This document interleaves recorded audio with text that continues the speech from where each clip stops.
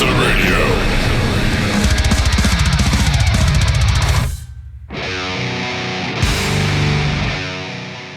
What's shaking, everybody? My name is Thomas, and welcome back to another awesome, excellent episode of Evisceradio, where I sit down with bands who I play in a live show, and we talk about what's good in life, what's good in music, and everything in between. It is a guaranteed good, genuine, wholesome, fun time. If you like your good shit, you can find it right here. Evisceradio has got you covered. For today's interview, I'm reaching all the way across to Denmark. We're going to be talking to Martin from Strychnos. If you don't know who Strychnos are, they are a killer band from Copenhagen. They've been together Strychnos has been like an idea or a passion project for like the last 25 years of Martin's. And over the last 10 years, they finally cemented a group together, and they finally put out A Mother's Curse, which was released last year on Dark Descent Records.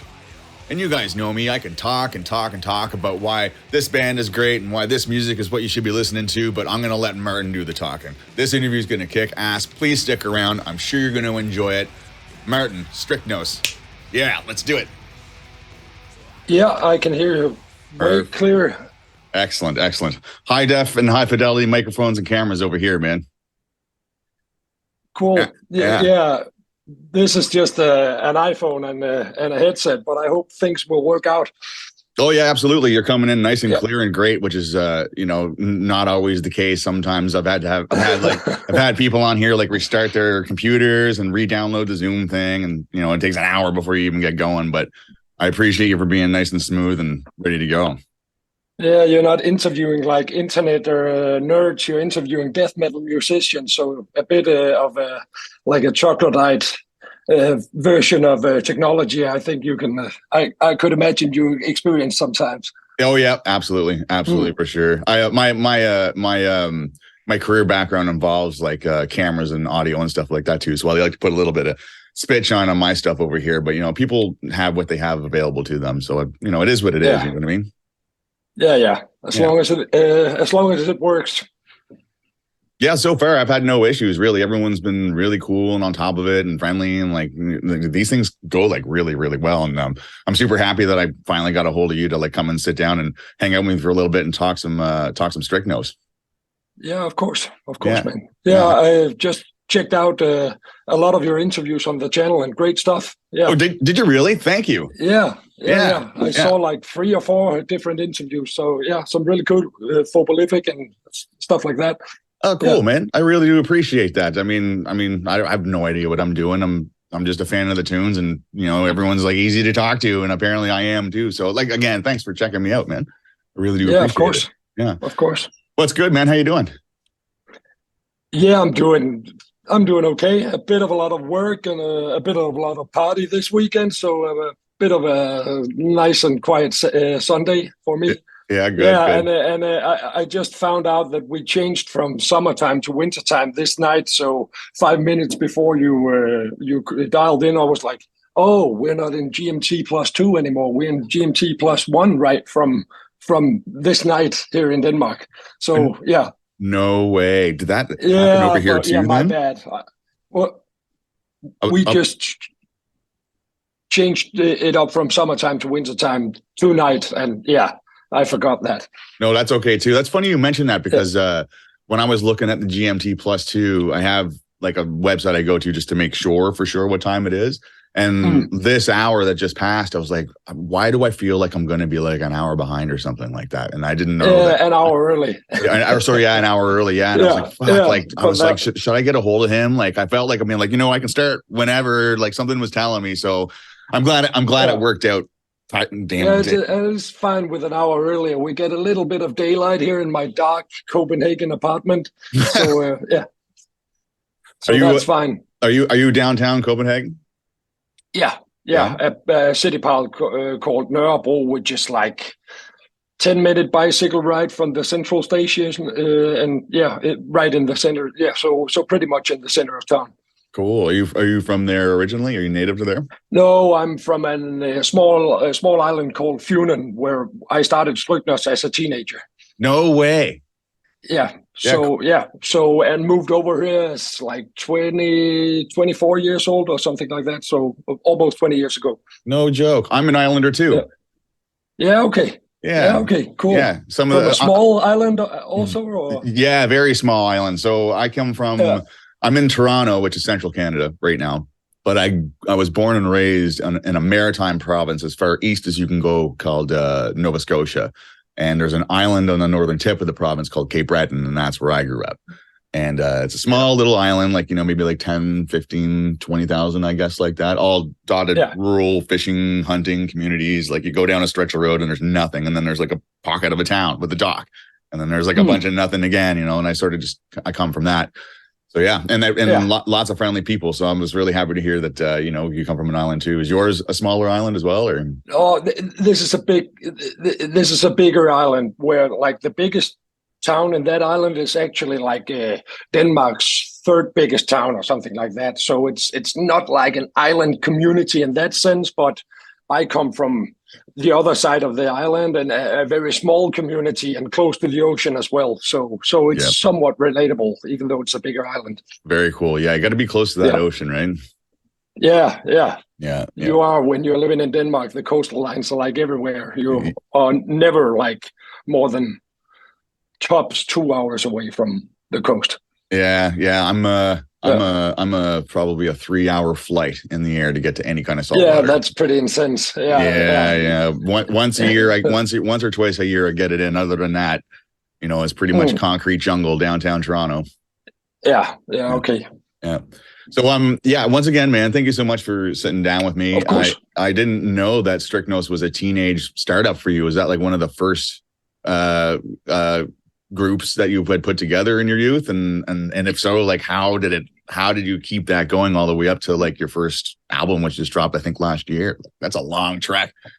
Yeah, but not without hiatuses though, and long ones as well. But the long story short is I experienced death metal for the first time being 13 years old, listening to Obituary and Morbid Angel, and then I started my own first band called Morbid Putrefaction, and we played for a couple of years, and that sort of stopped. I can't remember why, and I was in another band, and between my second and third band, I was in kind of a vacuum with no music happening in my life. So I was just like, I'm going to start this thing on my own, and I got my friend to help me record a demo with some computer drums and really, really primitive stuff. In 98, we recorded that, and yeah, it was only like a 2-man project, and I came in another band and in another band, and Strychnos was like a couple of times during a long periods of time, like late to rest. So we had like 3 runs from 98 to 2002, and then we started up in 2005 and to 2013, and then we started up rehearsing again in 18 or something like that, and Andreas joined, and then we did the album. So long hiatuses, and I've released albums with other bands like Coldborn and The Cleansing and Ceratoth, and the other guys have released a lot of things as well with some of the bands were mutual with the other guys, and they've played before in another constellation. Yeah, a lot of bands and a lot of incestuous relationships between those. So but Strychnos was a teenage project. I started when I was 17 years old, and it became a band, and we played some shows both domestically and internationally, and had some releases, but just never got to do the album. And Nis, the drummer, and me, he joined the band back in 2005. We couldn't live without like doing this thing, so we started up rehearsing, me and him again. I've always been a bass player, but I played the guitar. So and we started rehearsing again in 17 or 18, and then Andreas joined, and then we did the first album. No way. Yeah, that's awesome. So that's like the truest sense of a passion project right there. Like it lasts all the hiatuses. You go through different projects, and it always is kind of just sitting back there. It comes, it goes, it comes, it goes, and you finally make it. That's cool. That's a great story. Yeah, At some points in time, I look back and I was like, why didn't we just fucking go back then and just really did what Tane did, just worked hard for 25 years, constantly pushing it. Yeah, but life happened, and I became a dad early, and congratulations. That is awesome. Yeah. Yeah. But yeah, just a lot of things happening. I never laid off music, but yeah, I laid off Strychnos some at points in my life. But I'm really happy about where we are now, and now we're like really pushing Yeah. the pedal to get shit done. Yeah, absolutely. Like you guys are flying Yeah. right at, like I was gonna say right out of the gate, but that's not quite it. But as soon as the album dropped, like you guys have been busy. Like you're playing big stages. You guys are like all over the place. Like in social media's lighting up all the time. Like you guys are really pushing it, and I really do appreciate that, especially since Mother's Curse is a fucking kick-ass album. Thank you for kick-ass albums. Thank you for saying so. Yeah, I'll never get used to cool people telling me that the music is good. Yeah, makes me happy and very proud. Yeah, no, thank like you. it should, man. Likewise, you definitely know what you're doing. When it comes to the other two bandmates that you guys, that your band consists of, like you said the word incestuous, and that's sort of how that shit goes when it's coming to like different groups and stuff, especially in an area like yours. I would think it is down here. Like what made you decide that like the two people that are in the band now are the ones to involved with Strychnos? Like I didn't know this was your baby specifically. It sounds like obviously that it is. Like what made you, like when you guys really got back together and you're rehearsing, doing demos, album, etc., like what made you decide on like these two guys? The guy I did the early Strychnos with, he moved to Copenhagen a couple of years before me. And I played in a band called Coldborn back in Funen before moving to Copenhagen 3 or 4 years later. And in the meantime, he played in a band called Eusebian, and the drummer there is Nis. And That's right. When I moved to Copenhagen, I studied some media sciences at the University of Copenhagen, and I maybe knew like 8 or 10 people in Copenhagen at that point, and one of them was was Nis, and he stepped into the room and was taking the same class as me, and we did like movies at college together, and so yeah, and we got to know each other there, and we had already written. I'm doing but that was not emails. That was at that point in time, it was handwritten letters to each other when we were teenagers. That's awesome. Yeah. So yeah, I knew Nis, so it was just, and he's a good drummer. So it was, it was just him from the get-go when I moved to Copenhagen. Yeah, obvious decision, right? Yeah, totally. Yeah. And then Andreas, I got to know. Actually, this is Andreas's old apartment, and he played is it really? Yeah, and he's living in the same building. So if I go out my back door and over the roof, in the attic and down his back door, then we live like 20-25 seconds apart, door to door, or something like that. So I love that. That's pretty awesome. Playing music together, we do the demos here or over at his place, so that's really comfortable and really easy. But yeah, that was not the case back then. He played with Nis and Jeppe, our old guitarist, and after the layoff, he didn't have anything he really was involved in just at that time. We asked him if he wanted to join, and that was probably the best decision we ever made. So he's on a roll with us now, and I'm really, really happy about that, because he's very, very, very good and very intelligent, and a person I really like, and he's making a lot of really, really good songs for us now. Wicked, man. Yeah. I'm glad that you guys are like actually like in this like super close proximity to each other. That makes it easy. Some of the bands I've talked to, like they are like they have to line up a lot of ducks in a row to be able to like get a jam going. Some people live outside jurisdictions or in different areas of the country, and they make it work. But like, I love it when you guys are like literally within like seconds of each other. It's got to make stuff so easy.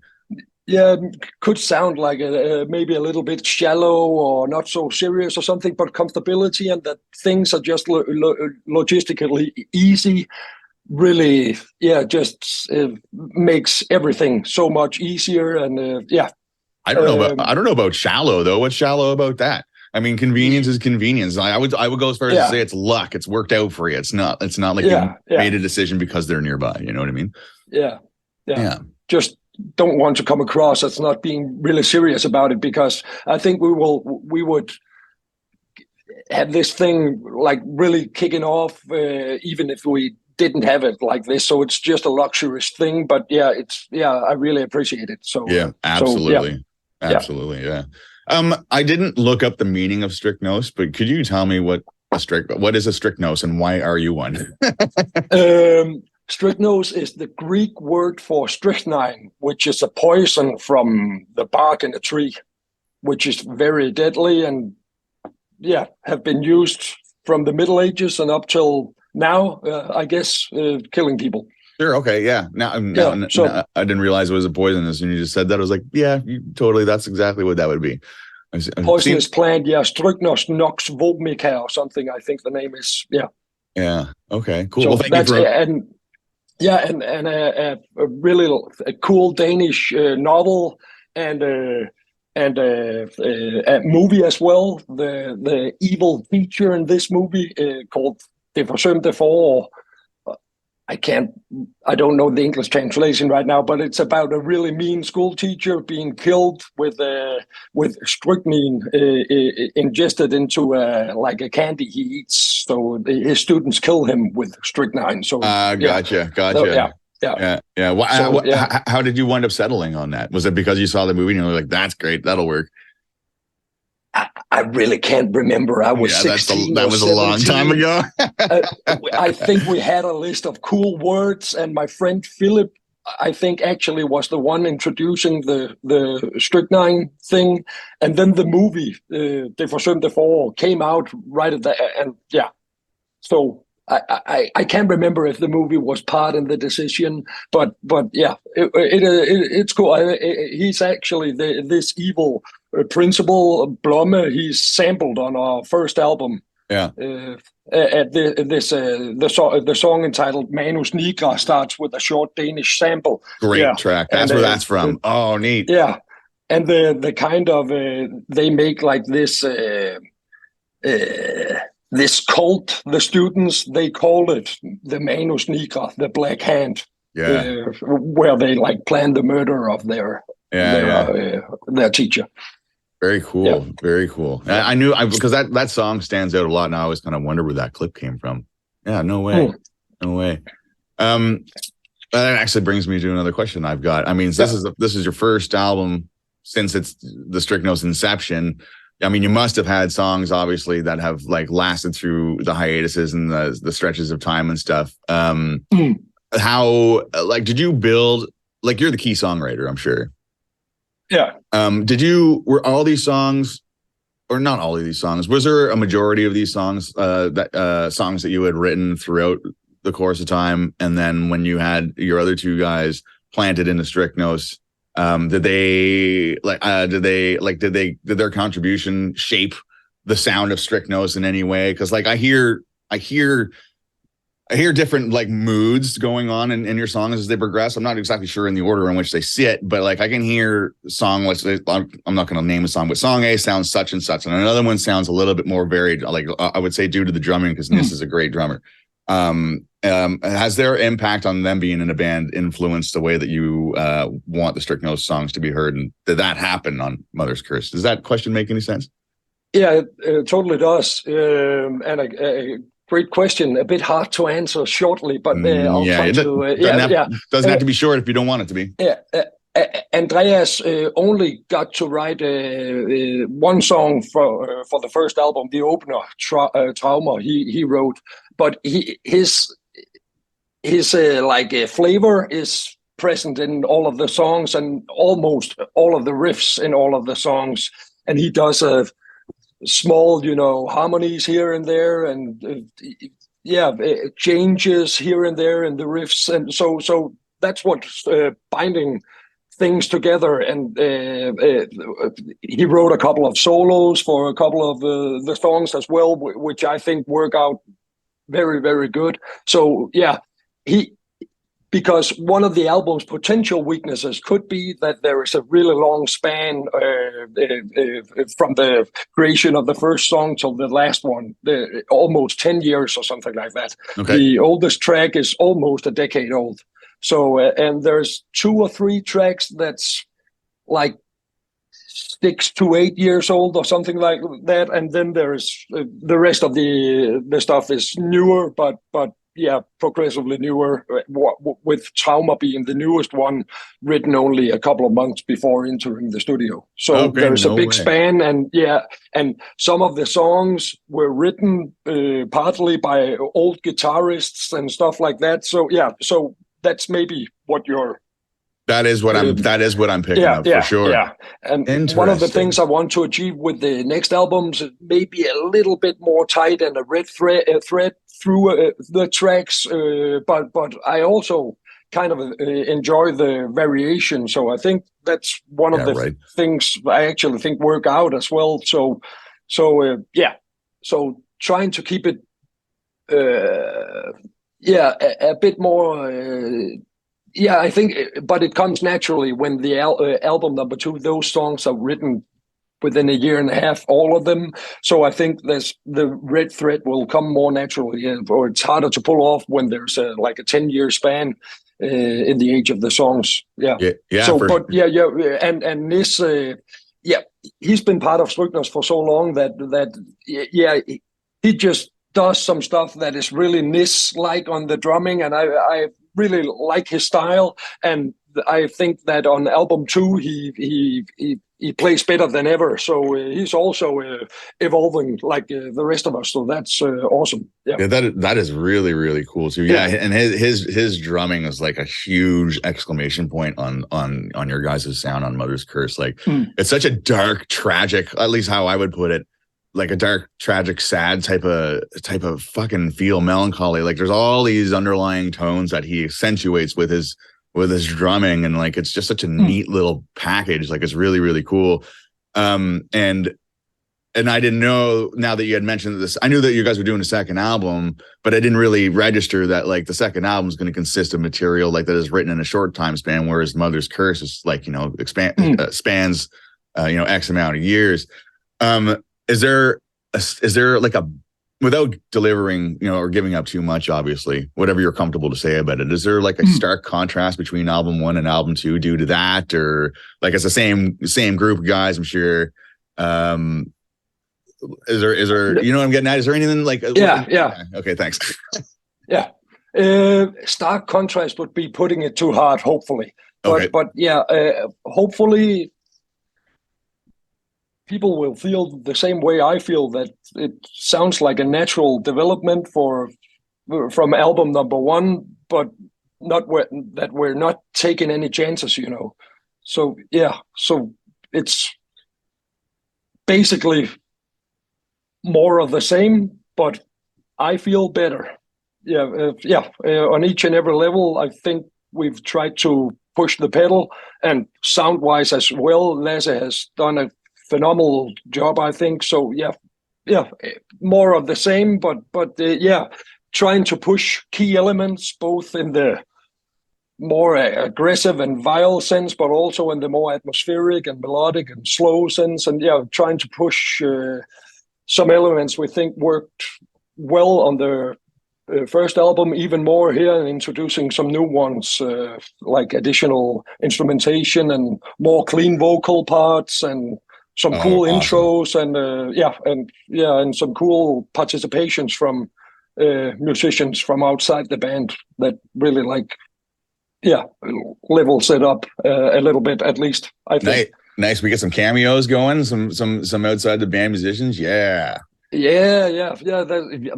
Jeppe, who's our old Strychnos guitarist and co-founder, who I did things with back in the 90s. He's been pretty successful with his own band called Dynatron, which is like, I think he calls it extraterrestrial dark synth or something like that. So it's like, I'm gonna look that up.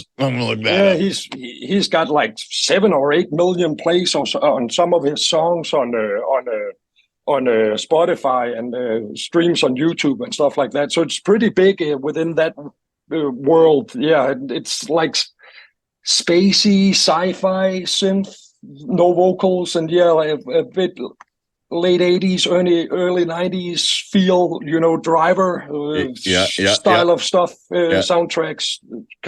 I'm really not that much into that. I like it, but I'm not an expert. But he did an intro for one of the songs in his style of doing stuff, which maybe is a bit odd in the middle of a death metal album, but I think it's really cool. Cool. So that's kind of like you're throwing some stuff in there that's like out on a limb sort of thing. You don't know how it's going to work out. Also cool. You're taking chances a little bit. It sounds like. Yeah. Sounds like overall you're giving us like a tightened, refined version of Strychnos based off of the first one, which is great. That's exactly what we would love to hear. I personally feel after this process that 1.5 years work continuously, almost, if not every day in that 1.5 year, each and every time will beat like a 10-year run towards something where, So I've heard that, there's a lot of people there's like, you spent 20 years making your first album, so of course it was going to be good. But the real question is, what about the next one where you didn't spend as much time? And I'm just thinking, you just wait and see. Waiting here because I'm really happy about it. I'm really proud about what we achieved this time around. So, absolutely. You should be. I not only stoked about what's coming up next, but like you see future.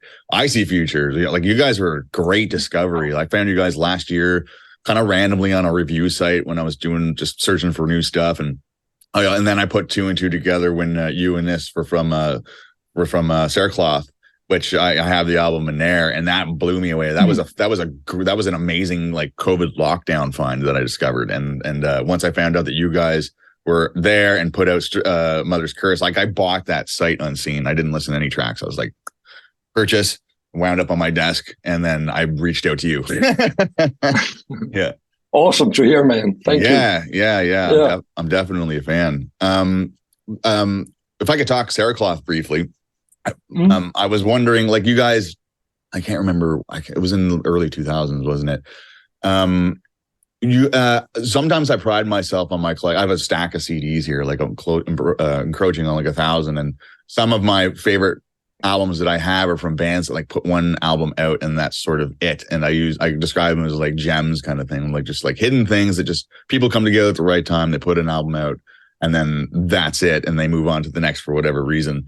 Was your guys' involvement with Strychnos something? Well, obviously, we might not have been planned like that, but why put out the one album and then just move on? You know what I mean? Like every time this happens, and there's a band I interview, I have to ask this question because it's such a thing that I find interesting. Yeah, it was not intentional. It was just a couple of the guys in the band. They didn't come along. It just didn't work out. It just didn't work out. So both like some musical and some personal differences, and I think it's all in the past now, and everybody's cool with it. Sure. But we live in like different parts of Denmark, and a couple of those guys, I think I have a project going as well. But we've just never. All is good, but it was just thrown in the trash can at some point because people got upset with each other, and for once I wasn't really a part of it, and there was for once I couldn't do shit. So it was what it was. I just think people were a bit too young and too immature and too troubled to make it work. It can be hard playing in a band and those constellations, and well, what you gonna do, man? Yeah. On to bigger and better on to bigger and badder things, my friend. If never say never, but I have a hard time seeing it being Oh no, it is. That's not where that question was coming from. Like, what's done is done. I'm not looking into. I don't need to dig up no past stuff. It's there. Like, you can't change it. Don't want to go back to it. Only curious. That's why I asked. You know what I mean? Yeah, but I was like the latest addition to that band. So I joined and played a couple of concerts and recorded the album and played a couple of concerts more. And was looking forward to doing.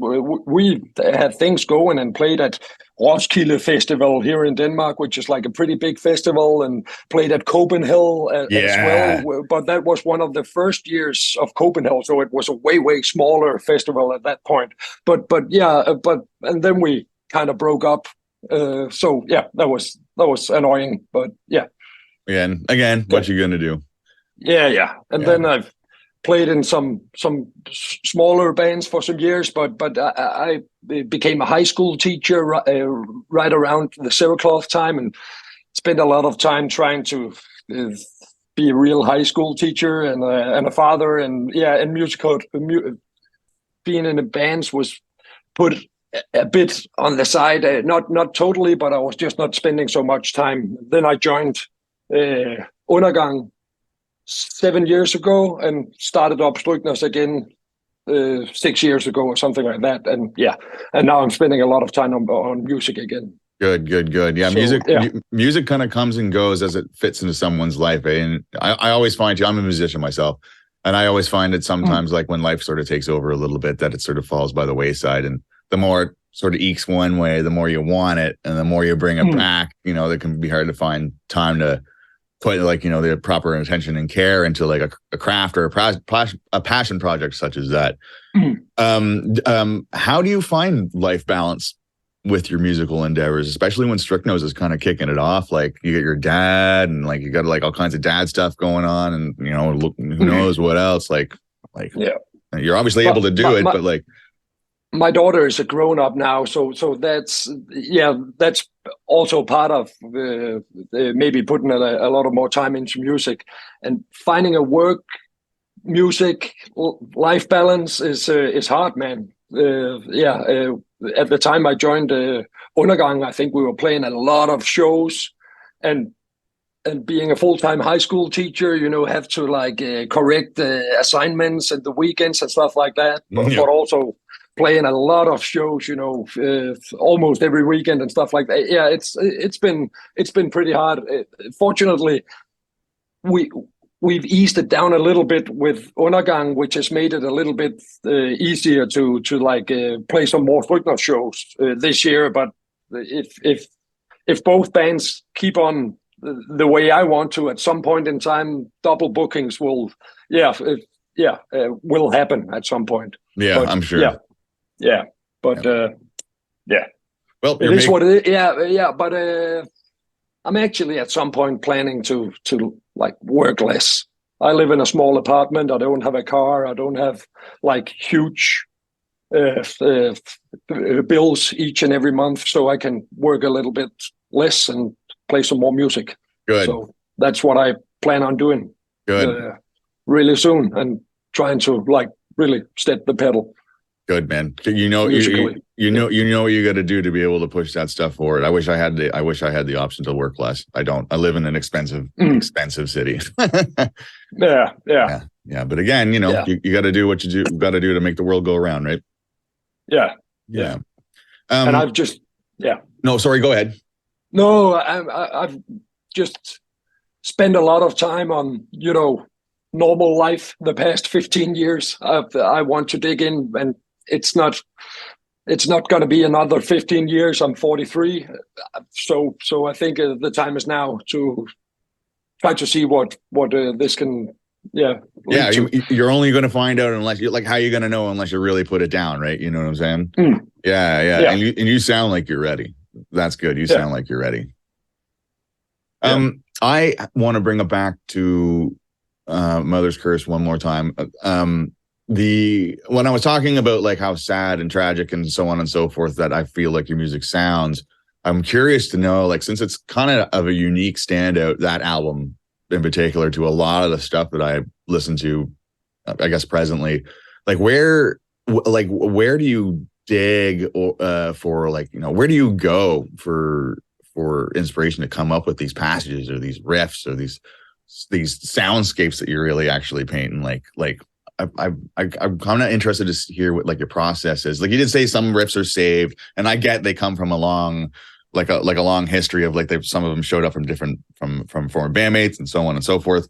But like you must, I don't know if you must, but do you like go to a particular spot, whether it's mentally or spiritually or whatever the case is, to come out with this particular sound? Like this is your sound, and your signature is all over it, right? Oh, I think lyrically it's easier to explain than musically.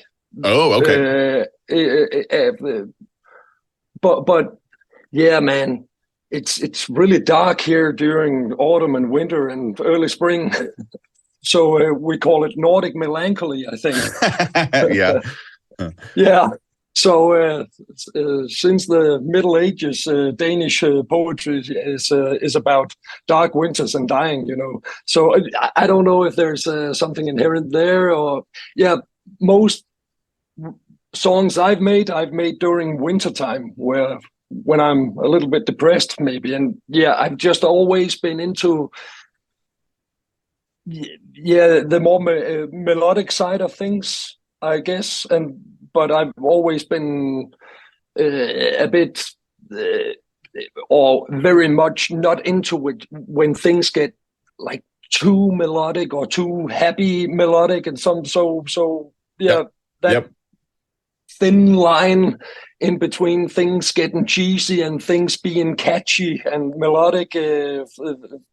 I've spent some years trying to refine. That's kind of the spectrum we aim for, like sure. most of the time. But lyrically, there's inspirations from art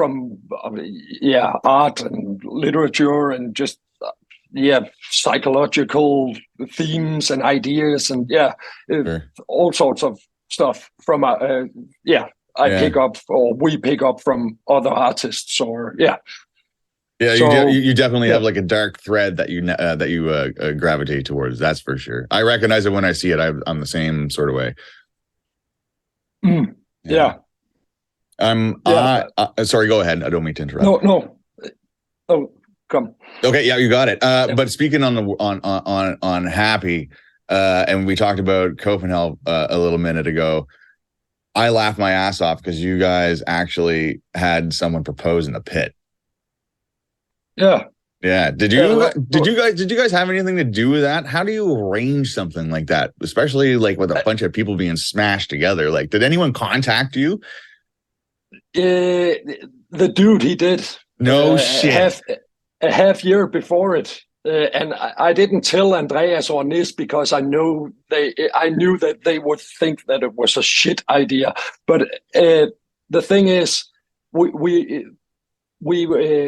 I knew that we were gonna end our set with the song "Horror, Sacred, Torture, Divine." There's like a long riff in the end. Yeah. And I said, if there's a crowd, if there's people, and there's like things going on, you have like 30 seconds and I can tell people to spread, and then you can do your thing, and then you're going to get smashed. And he made it.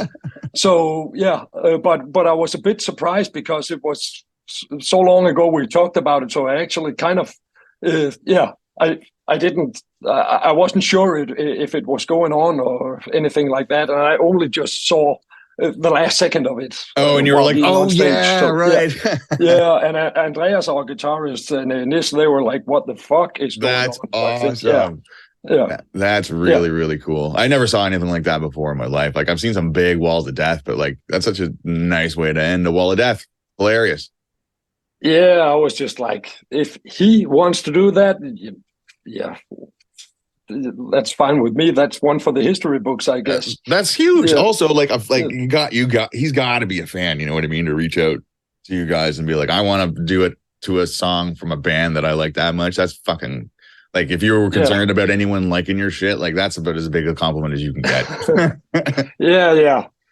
So, and I was like, as long as we're not, I'm not gonna like host a wedding or something like that on stage. No. That was fine by me. You did your part. Yeah. Are you guys touring right now? Anything going on? Are you guys still working on number 2? Yeah, we number 2 is recorded and done. Everything is done. We're just waiting for that now. Yeah, recorded back in February actually. So yeah, so we're just waiting. We just ended the 2023 run almost. We're only going to Norway to play at the Oslo Death Fest in the start of December. Playing with both Strychnos and Undergang up there. Yeah. And then it's it for this year, going back and doing a new set list and rehearsing some of the songs for album number 3. Sweet. Jeez, yeah, you are looking ahead. Holy fuck. Yeah. We know when we're recording number 3 as well. So yeah, now we're going. Yeah. Oh, is number 2 recorded by in the same studio by the same engineers as the first one? Only one difference. That Nis recorded the drums elsewhere first time around in another studio. Okay. With a guy called Anders Lundemark from an old Danish band called Konkra and at his studio. But for the second one, it's all at Ballade Studios. Yeah. But yeah, the same guy, but he mastered it the last time. But number 2, we got mastered in Necromorbus Studios this time around. Cool. Yeah.